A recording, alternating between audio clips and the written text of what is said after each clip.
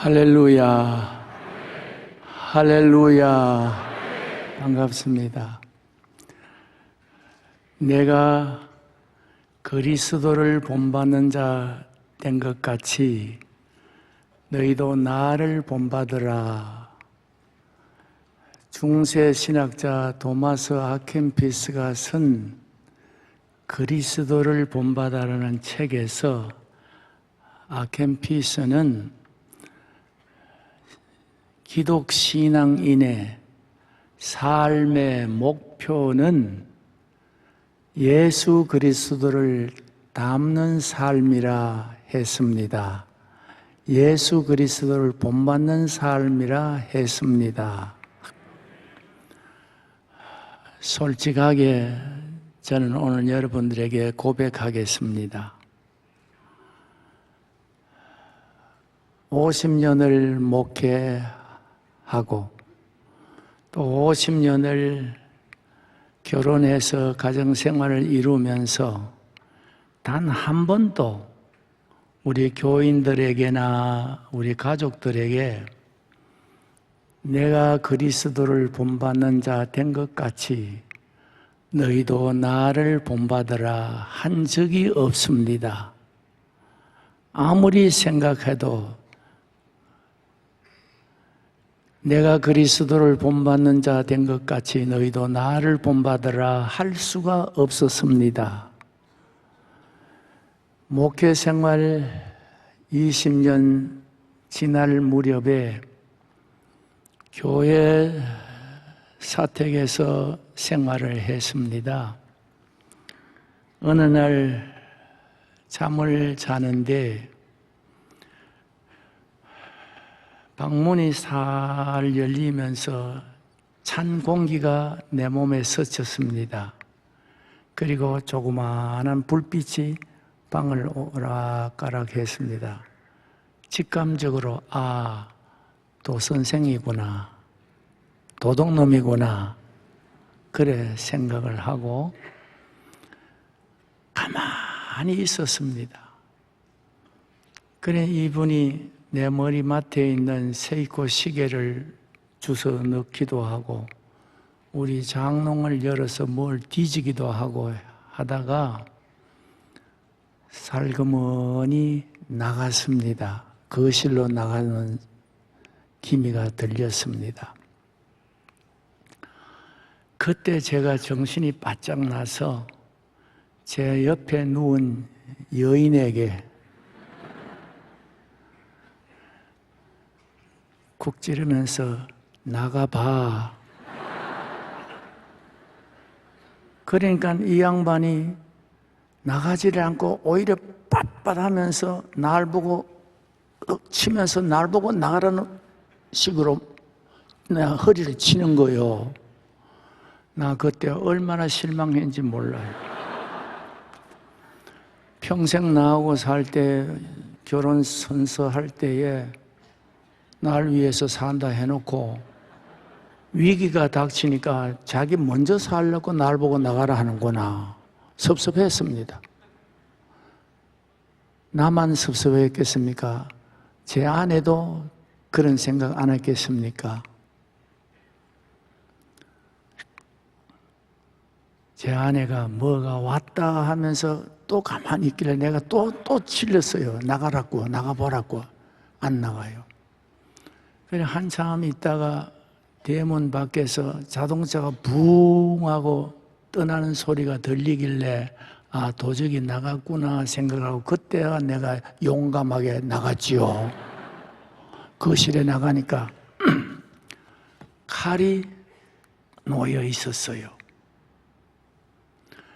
나는 그 이후부터 제 아내를 볼 때마다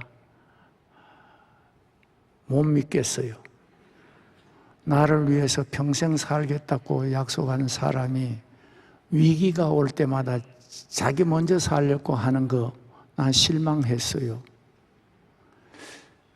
그때 이후에 나는 곰곰이 생각해 보기를 내가 예수 그리스도를 진짜 닮고 있나?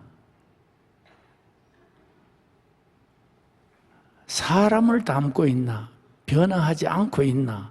하는 질문을 갖게 됐습니다. 세월이 갈수록 신앙생활 오래 할수록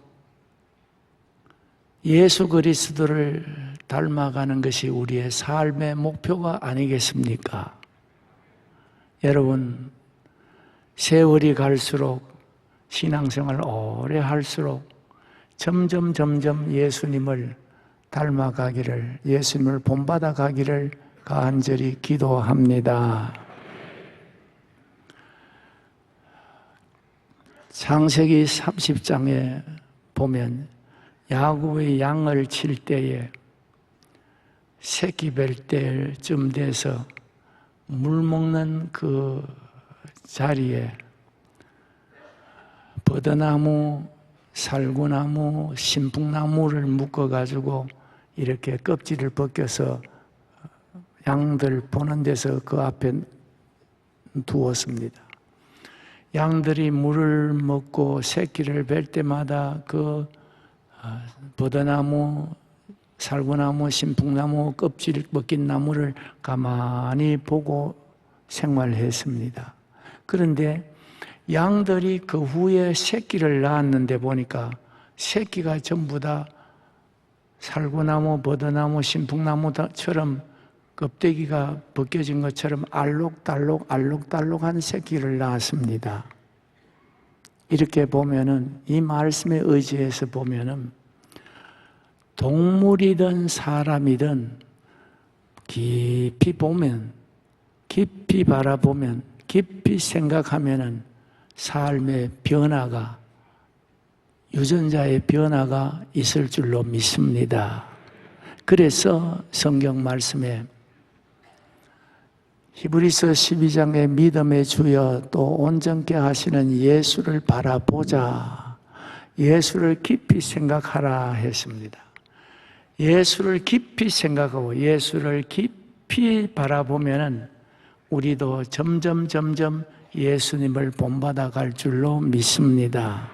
진짜 그리스도인의 삶을 살게 될 걸로 믿습니다. 예수님께서 말씀하시기를 구하라 주실 것이요, 찾으라 찾을 것이요, 두드리라 열릴 것이라. 너희가 악할지라도 좋은 것을 자식에게 줄 줄 알거든 하물며 하나님께서 좋은 것을 주시지 않겠느냐 하셨습니다. 예수님께서 기도하라는 말씀입니다. 예수님께서 기도하라 하시고 자신도 기도를 많이 했지 않습니까? 날마다 새벽마다 예수님께서 기도하셨죠. 큰 사역을 놔두고 광야에서 많은 40일 동안 금식 기도하셨지요. 하나님의 뜻을 찾기 위해서 겟세마네 동산에서 땀방울이 핏방울처럼 변할 만큼 몸서 애써서 기도하셨지요. 그리고 그 십자가의 참혹한 현장 속에서 십자가에 달려서 예수님께서 간절히 기도했지 않습니까? 이렇게 보면 예수님의 일생은 기도로 시작해서 기도로 살다가 기도로 마쳤습니다. 예수님께서 또 말씀하시기를 기록되었으되 사람이 떡으로만 사는 것이 아니라 하나님 아버지의 입에서 나오는 모든 말씀으로 살 것이라 했습니다. 기록되었으되 하는 이 말은 기록된 말씀에 보면은 하는 뜻입니다. 예수님께서는 일생을 살면서 기록된 말씀, 쉽게 말하면 구약 성경을 많이 읽었습니다. 날마다 읽었습니다. 성경을 읽고는 인용해서 말하고, 인용해서 말하고는 그 말씀대로 사셨습니다. 예수님께서 말씀하시기를 기록하였으되 너희는 주 하나님을 시험하지 마라. 또 기록하였으되 너희는 하나님을 경외하라. 그리고 그를 섬기라 하셨습니다. 이렇게 보면은 예수님께서 성경을 날마다 읽으시고 날마다 인용하시고 날마다 성경을 다른 사람에게 가르쳐 주기도 했었습니다. 평생토록 예수님께서는 이 땅에 오셔서 성경을 가까이 하시고 성경을 읽으시고 성경을 인용하고 성경대로 말씀 따라서 살았습니다. 예수님께서 말씀하시기를 나는 마음이 온유하고 겸손하니 다 내게 와서 배우라. 그리하면 너희와 쉼을 얻으리라 하셨습니다. 예수님께서는 일생을 사시면서 겸손하셨습니다. 그가 겸손했기 때문에 예루살렘에 입성할 때에 백마를 타지 아니하고 나귀 새끼를 타고 입성했습니다. 예수님의 삶 전체를 조명해서 보면은 예수님의 삶은 겸손한 삶이었습니다.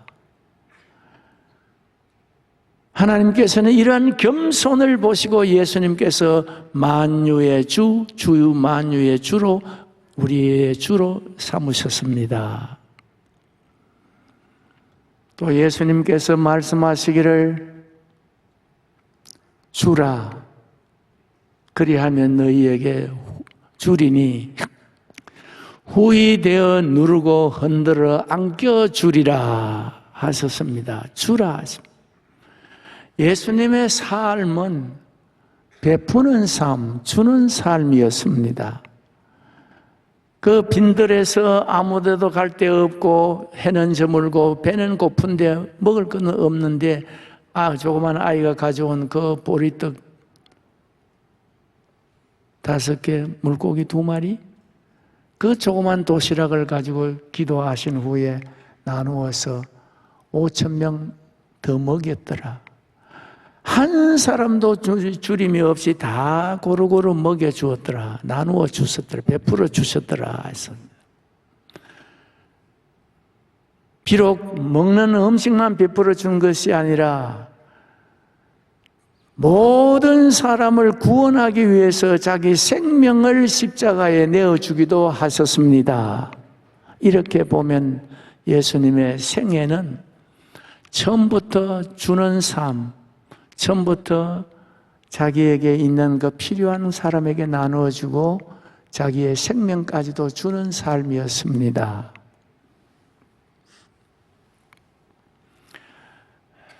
예수님께서 말씀하시기를 베드로야 용서하라. 7번만 용서할 것이 아니라 70번을 7번 용서하라. 그 얼마나 용서하란 말입니까? 완전히 용서하란 말입니다. 예수님의 삶은 처음부터 끝까지 용서하는 삶이었습니다. 사람을 불문하고 자기에게 해를 사기쳤든지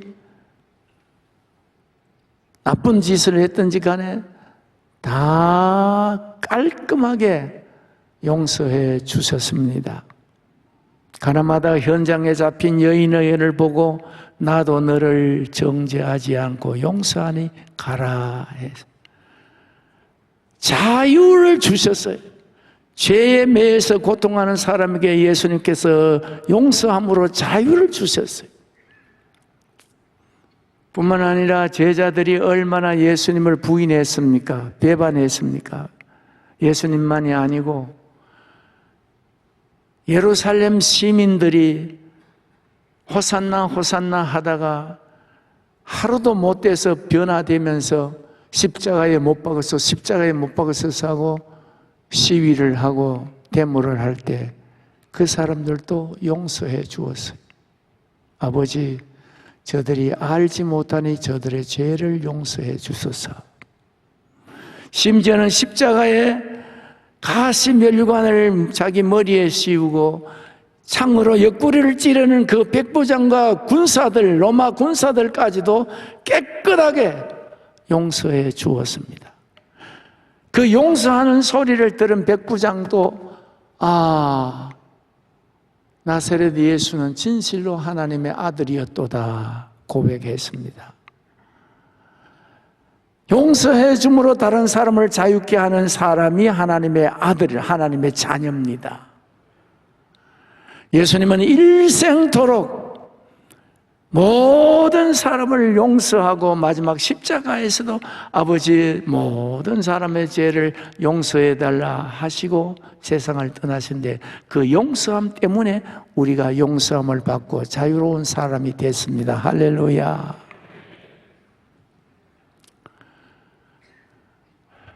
예수님께서는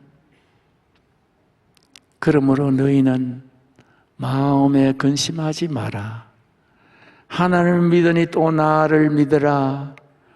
내가 가서 처소를 예비한 후에 다시 와서 너희를 나 있는 곳에 데려가리라 했었습니다. 예수님은 좋은 자리에는 사랑하는 사람들, 제자들 다 초청을 했습니다. 잔치집에 갈 때도 제자들을 데리고 가기도 하고, 아름다운 변화산에 올라갈 때 기도하는 자리에도 제자들을 데리고 가기도 하고, 심지어는 십자가에 달린 강도가 예수여 당신의 나라에 이를 때 나를 생각하소서 하는 그 요청에도 거절하지 아니하시고 오늘 너가 나와 함께 낙원에 있으리라. 절망하는 사람에게 소망을 주는 자리로 초청하는 것을 보면은 예수님의 일생은 항상 좋은 자리에 사랑하는 제자들과 함께 그리고 요청하는 사람들과 함께 좋은 자리에 같이 계십니다. 그래서 우리의 주가 되시는 것입니다. 예수님께서 공중에 나는 새를 봐라, 백합화를 봐라, 먹을 것 걱정 안 하고 입을 옷 걱정 안 해도 하나님이 다 아시고 길러주시고 먹여주시지 않느냐. 하물며 너희 사람들이겠느냐, 너희일까 보냐. 너희가 무엇이 필요한지, 무엇이 있어야 한지 하나님께서 아신다 하셨습니다. 아무도 내 사정은 모르는 것 같아도 천만의 이야기입니다.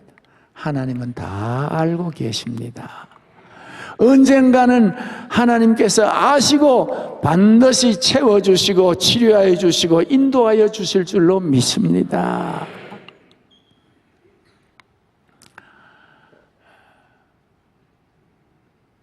예수님께서 갈릴리 바다에서 배를 타고 가시다가 고원에서 배전에 주무셨지 않습니까? 그때 풍랑치고 할 때도 예수님은 하나님께서 아신다. 내가 자고 있는 거 아신다. 그리고 편안하게 주무셨어요. 뿐만 아니라 십자가의 그 고통 속에서도 아버지여 내 영혼을 아버지 손에 부탁하나이다 했습니다.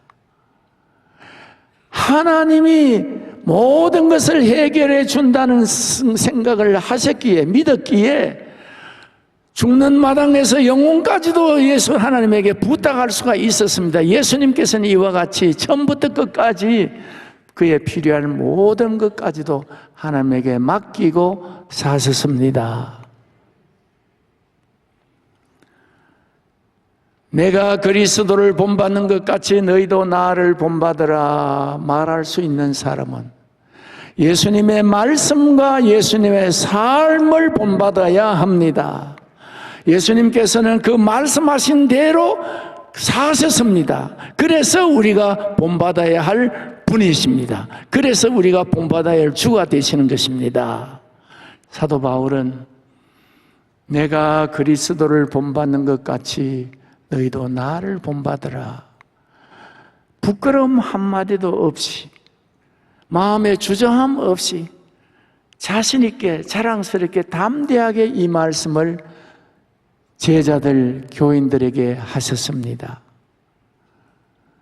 인류 역사에 많은 믿음의 사람들이 내가 그리스도를 본받은 같이 너희도 나를 본받으라 많은 사람들이 말하고 가셨지만은 우리 기억에, 내 기억에는 일제시대 때에 손양문 목사님이 그리스도를 닮았지 않았나 생각합니다.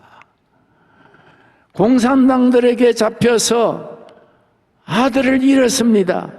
아들을 죽인 그 원수 같은 놈을, 원수 같은 사람을 자기 양자로 삼아서 길렀습니다.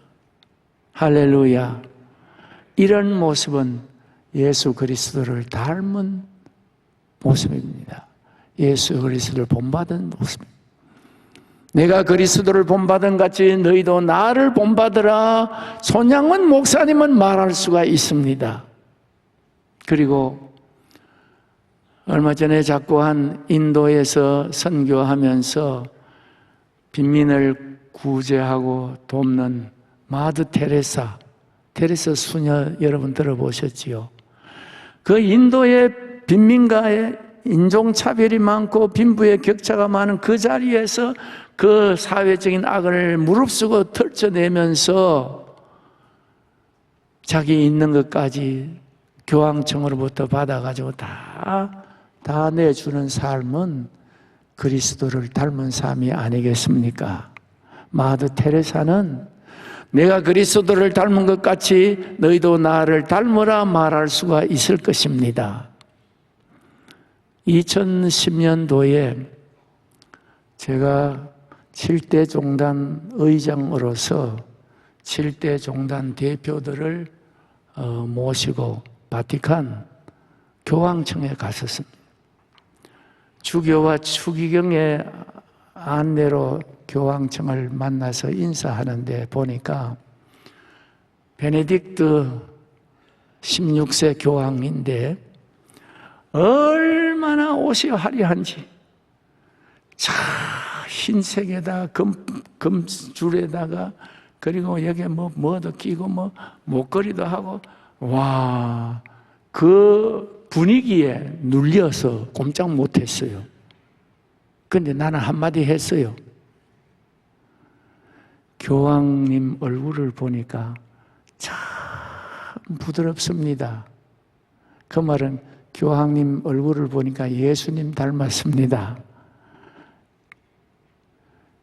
더 말하고 싶은 거는 교황님의 그 말을 듣고 내가 느낀 것은 교황님의 속 사람이 예수 그리스도를 닮은 것 같습니다.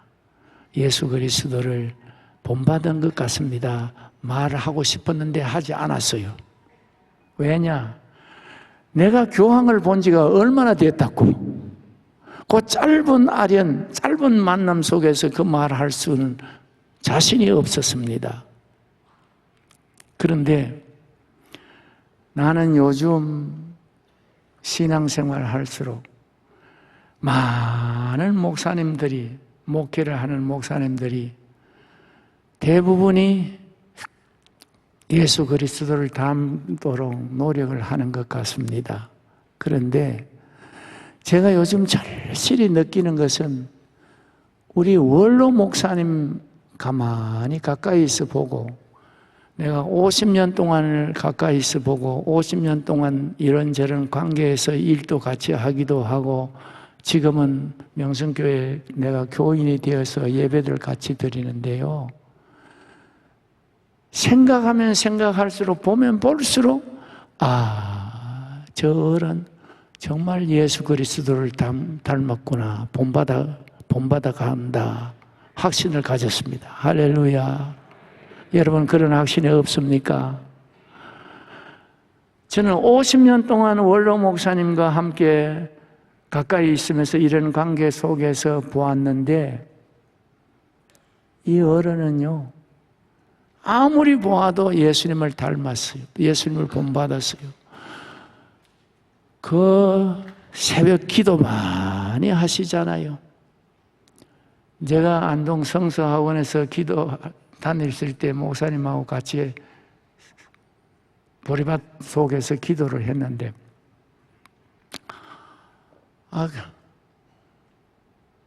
나는 암만 기도를 해도 15분 넘질 않아요.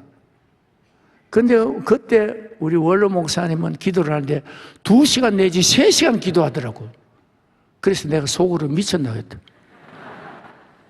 그 나는 15분 와가지고는 영어 단어를 외웠어요. 근데 50년이 지난 후에 가만 보니까 영어 단어 외운 분은 예수님 아직도 못 닮고 기도 많이 한 원로 목사님은 예수님을 닮았더라고요. 할렐루야. 성경을 원로 목사님 많이 보십니다. 여러분들 이상으로 많이 보십니다. 뿐만 아니라 겸손합니다. BMW, 벤츠 탈 수 있잖아요. 그런데도 나귀 새끼 타고 다닌다고. 얼마나 겸손해. 원로 목사님께서 뭐든지 베풀어줘요. 뭐든지 베풀어줘요. 내가 주일 예배 마치고 요 설렁탕 집에 가서 일부 예배 마치고 가서 식사를 하는데 영성교회 장로님들과 성가대 하는 분들이 와서 내 식사비를 내줍디다. 대단히 좋대요. 그런데 내가 그거 얻어먹으면서도 도대체 저런 주는 성품이 누구한테 배웠느냐? 부모님한테 배웠기도 하고 다른 사람한테 배웠기도 했지만은 원로 목사님한테 배운가 보다. 원로 목사님은요, 여러분들한테 설명 안 해도 그렇지 있는 거 자기 입에 넣지 않고 자기 주머니에 넣지 않고 다 주고 있어요. 나도 받았어요. 뿐만 아니라 용서합니다. 참 얼마나 50년 동안 목회하면서 그리 낀 사람들도 있겠어요. 교단적으로도 있고 사회적으로도 마음에 상처 주는 사람이 있는데 말하다 보면 하나도 없이 다 용서하고 있다. 할렐루야. 다 자유케 한다고. 뿐만 아니라 아무것도 모르는 사람을 데리고 항상 좋은 데 가고 항상 좋은 데 있으면 자기하고 같이 가자고 낙원에 나와 함께 있으리라 했었어요. 제가 한번 원로 목사님 나보고 어디 좀 가자 그래. 오라 그래. 그래 갔더니 나하고 어디 가자 그래. 가니까 청와대로 가는 거예요. 청와대 대통령이 보름 식사를 원로 목사님 부부를 초청하는데 나를 데리고 가더라니까요. 아야, 나 그때 신났어요. 나도 낙원에 이르구나. 그만큼 소외받고 절망하는 사람들에게 좋게 함께 하고자 하는 것이 원로 목사님의 마음입니다. 뿐만 아니라 모든 것을 주께 맡겨요. 목회도 교회도 부임 목사님도 이렇쿵저렇쿵 하는 모든 사건들도 다 하나님에게 맡깁니다. 할렐루야. 하나님께 맡겨서 하나님께서 반드시 해결해 주실 줄로 믿습니다. 이와 같이 여러분들의 원로 목사님은 내가 진짜 솔직하게 심정으로 말하면 예수 그리스도를 본받아 가고 있습니다. 우리 담임 목사님도 원로 목사님 본받아서 예수님 본받을 줄로 믿습니다. 우리가 예수님을 깊이 바라보고 예수님을 깊이 생각하면 성령이 도와주십니다. 성령이 예수님을 주라 신게 하시고 성령이 우리에게 가르쳐 주시고 성령이 우리로 하여금 예수님을 본받는 삶을 살게 하여 주십니다. 여러분, 언젠가 세월이 지나가지 않게 더 늦기 전에 여러분들께서도 내가 예수 그리스도를 본받는 것 같이 너희도 나를 본받으라. 가족들에게, 교인들에게 이웃들에게, 사회 사람들에게 말할 수 있는 성도가 되시기를 주의 이름으로 축원합니다. 축원합니다. 기도하십시오. 오 성령님이여, 우리와 함께 하심을 감사합니다. 예수님을 주라 시인하게 하시고 예수님을 가르쳐 주시고 예수님의 삶과 말씀을 본받게 도와주심을 감사합니다. 오늘 예배드린 모든 성도들이 내가 그리스도를 본받는 것 같이 너희도 나를 본받으라 말할 수 있는 성도들, 거룩한 성도들 되게 하여 주시옵소서. 예수님 이름으로 기도하옵나이다. 아멘.